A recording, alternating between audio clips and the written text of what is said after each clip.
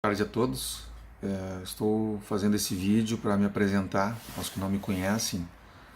Meu nome é Amaro Mércio Pereira, eu sou médico brasileiro, formado em 1992 no Rio Grande do Sul e neste momento eu estou morando em Portugal. Estamos em 2018, eu vim para Portugal no final de maio, então desde início de junho eu estou instalado em Braga. Por questões de revalidação de diploma e tudo, então neste momento, aqui em Portugal, a minha atuação está sendo como terapeuta floral. Nessa minha vida médica, desde antes de me formar, sempre me dediquei à homeopatia, a florais, estudos de meditação, yoga e outras técnicas. Apesar de ter sido médico formado numa universidade tradicional, eu sempre olhei com um pouquinho mais de carinho para essas outras técnicas, na época muito contestada, inclusive, mas eu nunca abri mão de estudar e me dedicar para saber o que tinha por detrás de cada uma dessas maneiras diferentes de se tratar o ser humano, né? Então eu sempre me dediquei para isso. A homeopatia foi o meu início, né, desde quando eu entrei na faculdade, grupos de estudo de homeopatia, tentando estudar um pouquinho a mais, assim, o que as coisas que se tratava com a alopatia, como se trataria se não tivéssemos uma alopatia, no caso uma acupuntura, fitoterapia, homeopatia. Eu sempre quis saber um pouquinho mais sobre isso. Qual não foi minha surpresa, a gente se depara com pesquisas desde aquela época em que os métodos não são adequados para esse tipo de técnica. São métodos de pesquisa adequados para outro tipo de pesquisa, muitas vezes quantitativas. É a mesma coisa que eu hoje, dando um exemplo, eu poderia pensar o seguinte: eu tenho como medir o vento que está batendo no meu rosto. Agora, eu preciso de algum aparelho para isso. Eu não posso simplesmente dizer, eu estou sentindo o vento. Aí a outra pessoa vai dizer, não, mas eu não sinto o vento. Eu não estou enxergando a eletricidade passando naquele fio, mas a eletricidade está passando naquele fio. Eu posso pegar um DVD, olhar para ele e dizer que, olha, estou vendo apenas um disco circular com reflexo e não sei o que tem aqui dentro. Sim, se eu não tiver um aparelho para medir o que tem ali dentro, se eu não tiver um aparelho para escutar, para transformar aquilo de alguma maneira audível ou para eu poder enxergar, eu não vou ter acesso. Então eu quero dizer o seguinte: a gente está num mundo meio muito etéreo, vamos usar esse termo. Não sei se é o melhor termo, mas eu queria dizer que este termo ele é, inclusive, alguns amigos que trabalham dentro de uma medicina muito bacana, por exemplo, cirurgias e coisas bem concretas, assim, brincam assim, como é que tu consegue lidar com uma coisa etérea desse jeito? Pois é, também não sei, mas eu quero saber o que está por detrás daquilo. Voltando. Então, eu sempre tive aquela dúvida entre ser médico homeopata, entre ser psiquiatra. A psiquiatria que eu via não me agradava, não gostava daquilo. Isso também não é uma crítica, é apenas uma constatação da minha formação pessoal. Eu acho que o caminho natural da minha vida me levou para isso. Eu acho que naquele momento da minha faculdade, no final dos anos 80, início dos anos 90, que eu me formei, as coisas ainda não estavam tão desenvolvidas quanto hoje estão no mundo, né? Então a gente vê muitas técnicas novas acontecendo, com nomes diferentes, às vezes de técnicas antigas. Bom, nessa trajetória toda, eu fui fazer a minha formação em psicoterapia, que eu mais gostava, mas eu não deixei de fazer a minha formação em homeopatia, né? Comecei fazendo 2 cursos de especialização. Um deles eu fiz o primeiro ano, mas terminei apenas o segundo curso, foram 3 anos. E este curso me voltou um pouquinho mais para a área que eu tinha interesse, que era a área mental, psicológica, psi, vamos dizer assim. mas também eu queria fazer uma formação que me aprofundasse, me desse mais condições de eu poder observar pacientes com um pouco mais de técnica, não só com boa vontade. Fui fazer minha formação em psicoterapia, fiz uma formação de 3 anos, formação em psicoterapia de uma orientação psicanalítica, mas já nesta época eu já também fazia uma especialização que eram módulos mensais de homeopatia. Nesse momento também eu já trabalhava numa clínica fazendo serviço de médico, mas vamos dizer, eu antes de me formar eu era um estagiário numa clínica em que eu conheci pessoas que trabalhavam com medicina alternativa, tínhamos grupo de estudo, tínhamos uma série de encontros em que foi se desenvolvendo esse lado mais etéreo, que foi o lado que eu chamei assim. Mas não foi algo que durou muito tempo na minha vida, porque eu achei que eu precisaria ter uma formação. A medicina te cobra títulos, os colegas querem saber onde é que tu fez a tua formação, que título tu tem, então, ok, vamos lá, vamos fazer uma formação, eu tenho que ser psiquiatra pela Associação Brasileira de Psiquiatria, eu tenho que ser médico pelo Conselho de Medicina, o meu título tem que ser registrado no CRM, no CREMERS, no caso do Rio Grande do Sul. Ok, para eu poder carimbar, assinar, isso tudo ter um valor legal. Ok, isso é um valor legal, mas a minha crença não necessariamente é compatível com todos esses aspectos. Nos últimos anos a medicina evoluiu bastante e a questão da espiritualidade foi assim um tema muito recorrente, inclusive na Associação de Psiquiatria do Rio Grande do Sul. Faz pouco, eu não cheguei a participar deste início, efetivamente fui a algumas reuniões, mas tive algum contato com o pessoal no início que se habilitou esse núcleo de psiquiatria e espiritualidade, que hoje virou inclusive um departamento, né? As universidades hoje estão colocando esse tema na sua formação, nos seus currículos. Então a gente vem pensando assim, espiritualidade, eu não estou falando de espiritismo, de religião, eu posso estar falando de religiosidade ou espiritualidade que é um pouco além disso. Bom, o que isso tem a ver com o que eu estou fazendo nesse momento? Por uma questão que eu tinha falado antes de me mudar para Portugal, até 2016 a revalidação dos diplomas era uma coisa muito tranquila, meio que automático. Hoje se tem uma possibilidade de revalidar o diploma, mas a maneira como isso está sendo feita, eu não sei também se me interessa, não sei se eu tenho disponibilidade, disposição para fazer isso, que é estudar coisas que faz 30 anos que eu não estudo, que eu não me dedico a ginecologia, pediatria, cirurgia, enfim. Eu não sei se eu hoje gostaria de fazer isso. Então eu optei por trabalhar dentro de uma terapia floral. Florais de Bach foi a minha formação. Fiz uma formação pela Healing Herbs.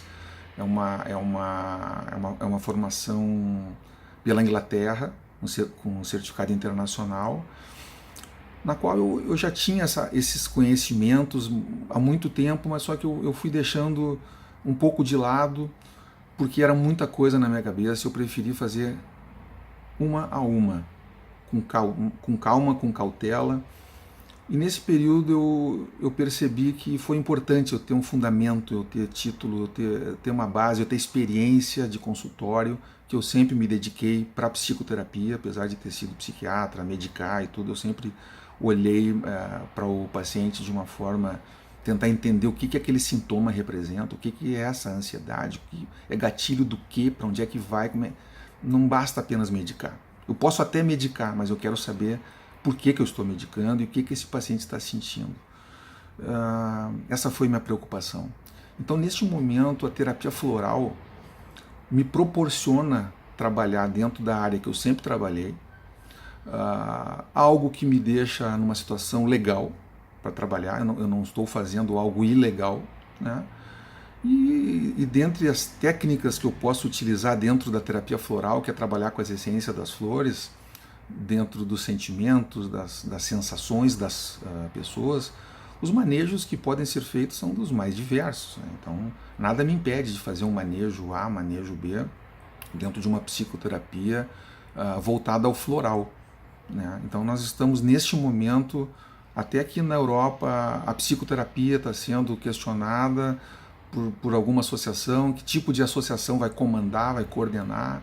Aqui em Portugal não é a ordem dos psicólogos que coordena, que comanda isso, também não é a ordem dos médicos, ou seja, nós estamos num limbo em que a psicoterapia ela está evoluindo e talvez vá gerar uma associação, uma federação internacional, europeia, enfim. Isso é um problema para depois. Mas neste momento eu estou me habilitando a trabalhar com terapia floral. E para isso eu estou trabalhando, inclusive à distância. Eu estou fazendo atendimentos pelo Skype, pelo WhatsApp, pacientes do Brasil, algum outro paciente de algum outro local que possa querer consultar, vai ter esse acesso a consultar. A gente tem conseguido bons resultados. Eu não tinha experiência nesses atendimentos online, acho que eu e pouca gente no mundo que agora que está começando isso, agora está se permitindo. Eu sei que no Brasil o Conselho de Psicologia esses dias, eu acho que aprovou uma legislação, mas eu acho que vai valer a partir de novembro, de dezembro deste ano, eu não tenho bem certeza, mas é muito recente. Inclusive nós não temos, por exemplo, eu não posso fazer consultas como médico pela internet. Eu posso tirar dúvida de um paciente, eu posso esclarecer questões, mas eu não posso fazer consulta, ainda não. Eu defendo de que a psicoterapia, ao menos, seria viável fazer pela internet. Eu tenho condições de avaliar o meu paciente, de conversar, de ver o sentimento de uma maneira muito tranquila. Então eu defendo isso, pode ser que um dia a gente consiga ter isso com um pouquinho mais de facilidade e do ponto de vista legal. Então neste momento assim eu estou desvinculado, eu estou me desvinculando inclusive do Conselho Regional de Medicina, do ponto de vista de atuação, para me dar uma liberdade. Não gosto de fazer nada ilegal ou que eu me sinta assim, eu estou fazendo algo, eu sou um médico que estou fazendo algo que não pode. Não gosto disso. Quero fazer exatamente o que é permitido, e se neste momento me é permitido trabalhar com terapia floral, é o que eu vou fazer. E vou defender isso, como se diz, com unhas e dentes, e na qual eu acredito muito. Eu quero, com mais calma, depois fazer um vídeo sobre o que é a terapia floral, o que se tem até hoje, o que eu penso sobre isso, mas é só uma introdução rápida. Uma terapia floral não necessariamente é receitar florais ou a pessoa tomar florais. As pessoas muito se enganam quando pensam que fazer uma terapia floral é apenas ir lá, pingar umas gotinhas e tomar o floral. Não. A gente vai explorar isso com o tempo. Eu quero trazer alguns vídeos, eu quero trazer algum material escrito também para facilitar para vocês, de que a terapia floral é um processo bem mais amplo do que isso, né? E a gente tem que pensar assim, quem é o profissional que está fazendo a terapia floral? Que formação ele tem? De onde é que ele veio? O que ele estudou? O que ele sabe? Quem ele é? Isso acho que vai diferenciar muito o tipo de pessoa que vai dar essa assistência e até onde ela vai poder atingir.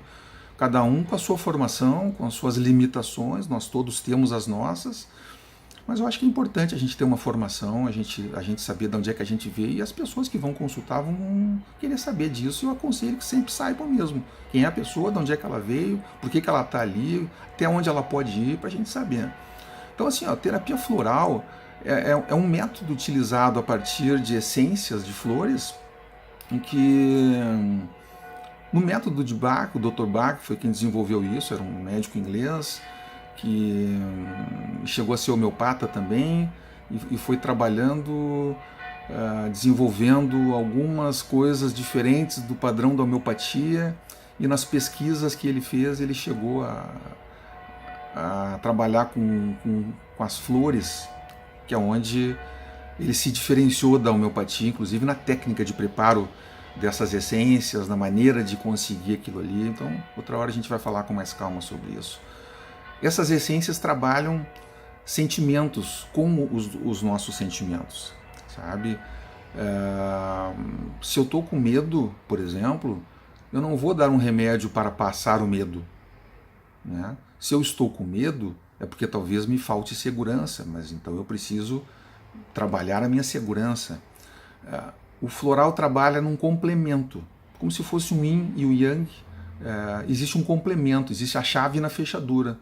Então é mais ou menos assim, a gente identifica os sentimentos, a gente trabalha com as essências das flores para mexer, para tentar ajudar isso, e as conversas são fundamentais durante uma consulta, porque não adianta nada uma pessoa apenas tomar uma essência sem saber para que ela serve, você automedicando, que é possível e é indicado inclusive, mas ele pode também ser limitado e inclusive colocar em risco o nome da própria terapia floral, sabe? A gente tem que saber com que material a gente lida, com que tipo de pessoa a gente está lidando e o que é possível.